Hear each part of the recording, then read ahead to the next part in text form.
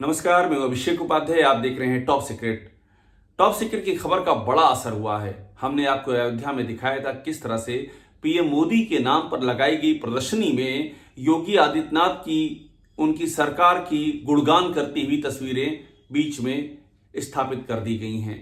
ये हमने आपको पूरी खबर दिखाई थी कि पीएम मोदी की प्रदर्शनी पर कैंची चला दी गई है और उसमें योगी की एंट्री करा दी गई है। ये आप देखिएगा, हमारी खबर का जो पहला पन्ना होता है वो मैं आपको दिखा रहा हूं कि किस तरह से मोदी की प्रदर्शनी पर कैंची और बीच में योगी की एंट्री, ये हमने खबर दिखाई थी आपको। इस खबर का असर देखिए, पूरी तस्वीर बदल गई। मैं आपको दोनों तस्वीर दिखा रहा हूं। हमारी खबर के पहले इस प्रदर्शनी की हालत क्या थी और हमारी खबर के बाद इस प्रदर्शनी की हालत क्या हुई है। हमारी खबर के बाद पूरी प्रदर्शनी का कैरेक्टर चेंज कर दिया गया है। इसमें से योगी की तस्वीरों को हटा दिया गया है और पीएम मोदी की 67 सारी तस्वीरें लगा दी गई हैं। पहले सिर्फ तस्वीरें टोटल लगाई गई थी 22 या 23, और उसमें से आधी पीएम मोदी की और आधी में योगी को भी स्थापित कर दिया गया था। सब चेंज कर दिया गया। अब आप देखिए, दो तस्वीरें दिखा रहे हैं। एक में आपको दिखाएगी पुरानी तस्वीरें, पुरानी कंडीशन। देखिए यहां पहली तस्वीर जो पहले थी, स्टोरी चलने से पहले। देखिए कैमरा बाहर से अंदर जा रहा है, बाहर आपको एकदम सन्नाटा दिखाई पड़ रहा है। बाहर आपको एक भी तस्वीर नहीं दिखेगी। कैमरा अंदर जाएगा तो अंदर अब आपको यहां दिखेगी कुछ पीएम मोदी की तस्वीरें और साथ में योगी आदित्यनाथ की भी जय जयकार करती हुई तस्वीरें हैं। ये हमारी स्टोरी से पहले था। स्टोरी के बाद क्या हुआ, अब देखिए आपको बाहर की तस्वीर दिखा रहे हैं। बाहर पूरी लाइन लगी हुई है, पीएम मोदी की जिंदगी से जुड़ी हुई तस्वीरों की लाइन लगी हुई बाहर। पहले यहां सन्नाटा था, अब ये लाइन लग गई है, जो कि पूरी की पूरी 67 तस्वीरें लगानी पड़ी है, तो बाहर तक श्रृंखला आ गई है। अब कैमरा अंदर जाएगा, अंदर देखिए सीएम योगी की एक तस्वीर नहीं दिखेगी आपको। पूरा देखिए कैमरा पैन कर रहा है, दाहिने से बाएं, सेंटर, हर तरफ आपको सिर्फ दिखाई पड़ेंगे पीएम मोदी। योगी का एक चेहरे की एक तस्वीर नहीं है। और इसके पहले क्या था, फिर से मैं रिपीट कर रहा हूं ताकि आप समझें ये बदलाव क्या हुआ है। इसके पहले देखिए, फिर से रिपीट कर रहा हूं मैं, बाहर से कैमरा अंदर जाएगा तो बाहर सन्नाटा दिखाई पड़ेगा, कोई भी तस्वीर बाहर नहीं है। और अंदर की ओर देखेंगे तो योगी की तस्वीरें आपको दिखाई पड़ेंगी। ये सब चेंज कर देना पड़ा है। टॉप सीक्रेट का बड़ा असर हुआ है। पूरी कहानी यूं है कि पीएम मोदी के जन्मदिन पर सेवा पखवाड़ा मनाया जा रहा है और इसमें बीजेपी की ओर से पूरे देश भर में पीएम मोदी के जीवन से जुड़ी हुई प्रदर्शनी लगाई जा रही है। उसमें 67 तस्वीरें चुनी गई हैं जो मोदी के बाल्यकाल से लेकर के अब तक के जीवन के तमाम जो माइलस्टोन हैं उनको परिलक्षित करती है, उनको दिखाती हैं। मगर यूपी में कमाल हो गया। यूपी के अयोध्या में सूचना विभाग ने यह प्रदर्शनी लगवाई और उसमें से मोदी की 67 तस्वीरें सिर्फ 12 या 13 में सीमित होकर के रह गईं। बाकी तस्वीरें जोड़ दी गई योगी आदित्यनाथ की। टोटल तस्वीरें 22-23, जबकि होनी चाहिए 67 सिर्फ पीएम मोदी की, उसको 22-23 में कन्वर्ट किया गया और उसमें से भी आधी में सीएम योगी को लगा दिया गया। ये खबर हमने दिखाई थी और इस खबर को दिखाने के बाद कोहराम बचा, इसकी जांच पड़ताल शुरू हुई और रातों रात सब चेंज हो गया। मैंने आपको दोनों तस्वीरें दिखा दी हैं। प्रदर्शनी में हमारी स्टोरी के पहले की जो हालत थी और हमारी स्टोरी के बाद की जो हालत थी। अब समझना पड़ेगा कि ये हुआ क्यों। दरअसल उत्तर प्रदेश में, और ये बड़ी खबर है, उत्तर प्रदेश में ये योगी आदित्यनाथ शासनकाल में लंबे समय से चल रहा है कि यहां पर एक जो सरकार के भीतर बैठे हुए कुछ तत्व हैं जो कंटिन्यू योगी आदित्यनाथ को प्रोजेक्ट करते हैं कि वो देश के सबसे बड़े लीडर हैं, वो आने वाले प्रधानमंत्री हैं और उनकी जय जयकार के लिए पूरा बजट का एक बड़ा हिस्सा सिर्फ और सिर्फ योगी आदित्यनाथ की जय जयकार में खर्च किया जाता है।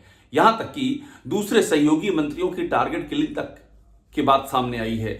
आशीष पटेल इसी सरकार में कैबिनेट मंत्री, उन्होंने आरोप लगाया था कि ये सूचना विभाग ये टारगेट किलिंग करता है। संगठन आरोप लगा चुका है कि बीजेपी के अपने नेताओं की टारगेट किलिंग की जाती है योगी आदित्यनाथ का महिमा मंडन करने के लिए, और जबकि हकीकत में योगी आदित्यनाथ की अपनी स्थिति इस प्रदेश में इस कदर सीमित और संकीर्ण हो चुकी है कि वे एक जात विशेष के नेता बनकर के रह गए हैं। उनको सिर्फ और सिर्फ ठाकुर, और ठाकुर में भी प्रभावशाली ठाकुरों का नेता कहा जाता है। योगी आम ठाकुरों के भी नेता नहीं बचे, क्योंकि आम ठाकुर भी उसके भी काम नहीं हो पा रहे हैं। मैक्सिमम जो फायदा मिल रहा है ये प्रभावशाली योगी से जुड़े हुए या जो नेताओं के रिश्तेदार हैं ठाकुर, उनको ही प्राथमिकता मिल रही है। और इस सरकार में करप्शन का आलम यह है कि योगी आदित्यनाथ के करीब के एक नहीं बल्कि कितने ही अधिकारी और नेता करप्शन में बुरी तरह से इन्वॉल्व पाए गए हैं। उन पर दुनिया सीएजी रिपोर्ट तक में नाम सामने आए हैं, सरकार की अपनी जांचों में उनके नाम सामने आए। ये अलग बात है कि उन पर एक्शन लेने के मामले में योगी सरकार वैसे ही सुस्त पड़ जाती है जैसे इस प्रदेश में लॉ एंड ऑर्डर की वर्तमान सिचुएशन है। तो कुल मिलाकर के तमाम मोर्चों पर बुरी तरह असफल होने के बाद योगी आदित्यनाथ के जो महिमा मंडन की ये पूरी की पूरी सूचना के द्वारा एक रणनीति बनाई जाती है कि पूरे देश में योगी के नाम को फैलाया जाए और उसके पीछे सिर्फ और सिर्फ बजट होता है। हमने स्टोरी की है अयोध्या से ही जो रिटायर हुए deputy director Murlidhar Singh. Doctor Murlidhar Singh ने हमको बताया, वो सूचना के डिप्टी डायरेक्टर रहे हैं, उन्होंने बताया कि 30 से 35 अरब के बीच में रुपए खर्च किए जाते हैं पर ईयर 3200 करोड़ 3500 करोड़ रुपए बहाए जा रहे हैं योगी के महिमा मंडन के लिए। अभी हाल ही में उनकी फिल्म अजय जो रिलीज की गई उसमें भी ऐसे ही महिमा मंडन करने की कोशिश की गई है, जबकि आप जमीन पर देखेंगे तो हालात इतने खराब हैं कि जब से योगी आए 2017 लगातार बीजेपी का ग्राफ गिरता जा रहा है। बीजेपी जो सीटें 2014 में पाई लोकसभा में, उससे सीटें काफी कम हो गई 2019 में, और 19 से बेहद कम हो गई 2024 में 33 रह गई हैं। विधानसभा में 2017 के मुकाबले 2022 में बीजेपी की सीटें काफी कम हुई हैं। बीजेपी का जितने भी सर्वे सामने आ रहे हैं उसमें ये दिख रहा है कि आज की तारीख में अगर चुनाव हो जाए तो बीजेपी ये चुनाव बुरी तरह हार जाएगी। उसकी वजह ये है कि योगी आदित्यनाथ पे ठप्पा लग चुका है कि एक करप्शन की सरकार है, यहां पर जमकर करप्शन चल रहा है।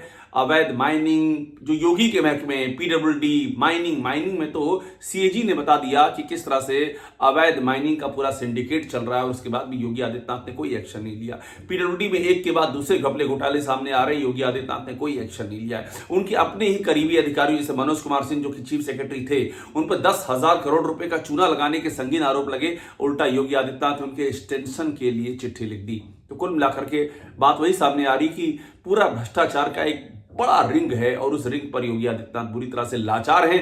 अब वो लाचार हैं या फिर आशीर्वाद है, ये जांच का विषय है और इसकी भी जांच होनी चाहिए। और ऐसे में ये जो महिमा मंडन की गाथा शुरू हुई है, यानी कि सब से ध्यान हटा करके योगी को हिंदू हृदय सम्राट के रूप में प्रतिष्ठित किया जाए, ये उसी की कड़ी है कि प्रधानमंत्री की प्रदर्शनी में भी योगी आदित्यनाथ की एंट्री करा दी गई। जब ये सच्चाई सामने आई तो फिर यू टर्न लेना पड़ा, बदलाव करना पड़ा, और ये कहानी बताती है कि उत्तर प्रदेश के हालात क्या हैं। योगी आदित्यनाथ को के महिमा मंडन के लिए किस तरह की कोशिशें की जा रही हैं और इनका असर कहां तक हो रहा है, और अंदर किस तरह से इसको लेकर के तलवारें खिंची हुई हैं। कुल मिलाकर के बीजेपी की स्थिति अंदर ही अंदर बेहद ही संवेदनशील और बेहद ही चिंताजनक होती जा रही है, और इसका एहसास खुद बीजेपी को भी है। टॉप सीक्रेट देखते रहिए, लाइक कीजिए, सब्सक्राइब जरूर कीजिएगा।